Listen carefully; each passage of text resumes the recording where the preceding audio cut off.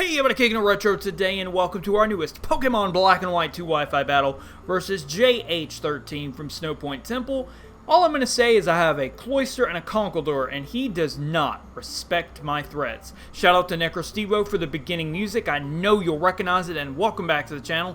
As always with goals, let's go for 6 likes and 6 comments and jump up every battle we have. I've got a really cool battle that I had in X and Y that I won't be revealing until end of a playthrough and a re-recording, so look forward to that. Let's go ahead and jump into it and see how this went down. We are challenged by Jimmy. I believe I used the Hollow Tree background, which is kind of interesting, and it has different forms, so we'll just jump right into it. He goes out into a Hydreigon that is going to get the useless Intimidate against it. Of course, this is a special attacker. I'm not interested in Surf, Draco Meteor, Dark Pulse. I'm assuming what it'd be to Dark Pulse, and he just goes for a clean Surf, which does a ton of damage to my non-specially defensive, non-assault vest, full attack Conkeldurr.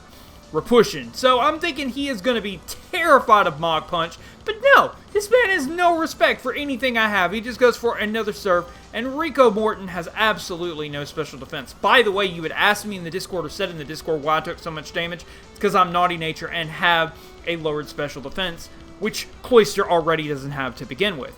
But this Icicle Spear does a nice little chunk of damage to Starmie, and I was trying to think of what this Starmie might actually go for as I go out into Lunalite. And this thing decides to go straight away for a Recover. Now, Starmie tends to be certain ways in Black and White. It can Rapid Spin and be defensive, but it can also be super offensive with Ice Beam, Hydro Pump, and Psychic for just as basic coverage, and of course Scald as well. So he reveals the Scizor, and I'm not interested in any of that. I go for the Signal Beam, predicting the Hydreigon to come back, knowing it doesn't care about anything from Cresselia. That would have been fantastic if that would have, actually happened. I do a Signal Beam specifically for Celebi, not even for Hydreigon. So I'm going to go out into Metalloid, and Metalloid does not take anything at all from U-Turn. And unfortunately, even with the Octoberry, I'm really still pretty scared of Hydreigon. But I'm hoping he'll like overpredict or something like that as I swap out into POP. And he just goes for Fire Blast and misses. So once again, we have the same scenario where I could Mach Punch him into complete oblivion, and he goes to Golurk. So what I go for it? I go for an Ice Punch. I feel like this thing's giving me the cold shoulder. He does not respect anything I'm trying to do. He's thinking I'm going for Mach or Drain. He doesn't know which one I have, and I freeze him solid. That is an Angel of the Night textbook play right there. So I'm thinking, okay, now I'm going to go to Lunalite. I could go for a Lunar Dance, get Cloyster back up to full HP.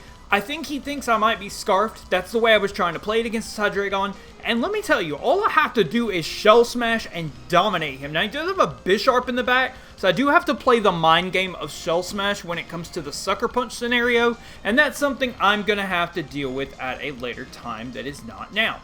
I'm going to go ahead and go for the Lunar Dance, of course. I am going to go down, and I know he wants this Golurk to unfreeze, because I know he wants to Hulk Smash me in the face, because his lovely go. By the way, shouts to using Golurk. I just want to give you that. So I'm going to go to Rico Morton here, get my full HP back, and I can go for a Shell Smash. Now, I'm thinking in the back of my head, yeah, Bisharp is a thing in the back if Starmie gets me too low. I don't know what Starmie's coverage is to hit me, so I've got to pay attention to that. So I'm going to get those nice boosts, and I can easily take out Golurk. I just have to be super careful. Now, I do have my Focus Sash intact now, so I'm hoping Starmie doesn't go for anything crazy, and I can just knock it out straight away. Of course, that Icicle Spear is going to knock this thing out. I would have liked the damage to remain on Starmie. I actually calced it, and I was so scared of Thunderbolt that I go out into Juicy. Guys, if you ever watched Etika's stuff, Juicy is fantastic. It is like his highlighter, but unfortunately he gets the special defense drop, and that is very unfortunate because I have a really cool setup with this thing, and he actually gave me props for Electros like I gave him props for Golurk, so really cool for that. So, after this thing has not been respected as the Pillar of Pain, it just goes down to a Psychic. It didn't do anything this battle, and I remember when offensive Conkeldurr was incredible in Black White 2.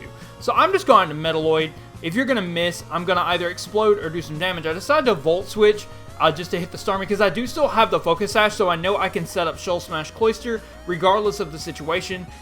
But this is kind of weird because if I was Scarfed here, I couldn't knock him out with Skill Link from this range. So at this point, he had to know that I was probably not Scarfed. Because I was Scarfed, I would die right here, and my Focus Sash wouldn't happen, as he crit me anyway. But I don't even think it mattered, because I had low special defense with Naughty Nature, so I don't think it mattered at all.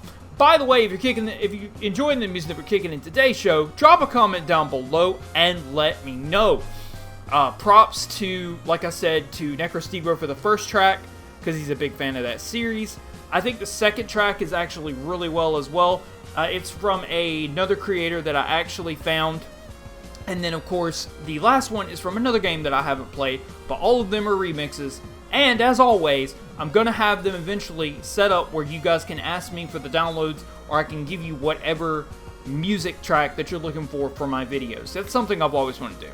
So, anyway, he flubs right here.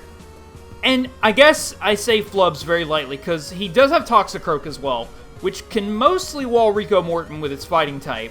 But my thought process is, like, after a Shell Smash, okay, he's definitely 150% going for Sucker Punch. So, after I Shell Smash again, I'm very sad. I mean, he could have just, I would have had to play the mind game with Bisharp as well, so that would have been a thing. Starmie not recovering would have been very helpful as well. So now he pays me back with an Ice Punch, and that knocks me out from that range. And let me tell you guys, it's all frogging downhill from here. But I do go into Kachant, who is somehow threatening out the Toxicroak. I'm thinking that he thinks that it's Scarf, so he can come in freely on Earthquake. Now, like, no, I'm going Hidden Power Ice. I am checking and hitting threats no matter what. And that does a pretty okay chunk of damage considering. So, seeing that that does okay damage, I'm like, alright, here comes an Air Slash or a Roost. So, Juicy can come back in for free. Hopefully, and I missed this entire turn when we were playing. He crits me with the Air Slash or knocks me low, gets a crit, and then I get the Berry, and the Berry doesn't heal me enough. Maybe I missed that entire thing. So, I was thinking that the Berry healed me almost fully, so I think I had the wrong berry or something, or that trigger didn't happen until after 5th iteration, and that made a big deal, not having that HP to deal with like Togekiss and other things like that. So that explains that part of the battle that I didn't get to explain then. So now I've gotten to Metaloid, as he's just going to start setting up some nasty plots, and I'm like, okay, this man has like nasty plot flamethrower. I go for a Gyro Ball, which doesn't do anything to Togekiss. This is a slow, modest Togekiss, probably max special attack, max HP to take advantage of just bulk in general. So I'm like, okay, I'm going boom, I'm knocking something out or something in range where I can do something significant. And let's see how much this does to the Togekiss at half defense. It doesn't quite knock it out. But from this range, Kachant can easily knock this thing out very, very easily with the Hidden Power.